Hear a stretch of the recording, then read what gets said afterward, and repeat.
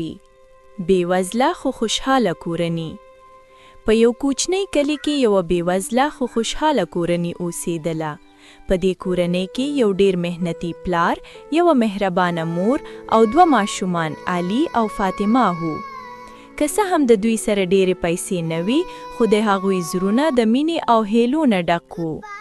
د علي پلار هره ورځ سهار وختي ښار ته د مزدورۍ لپاره تللو. هغه به ټوله ورځ سخت کار کوه او ماښام به ستړی ستومانه بیرته کور ته راستنېده. د هغوی مور به په کور کې د ګنډلو کار کوه تر څو د ماشومانو اړتیاوې پوره کړي.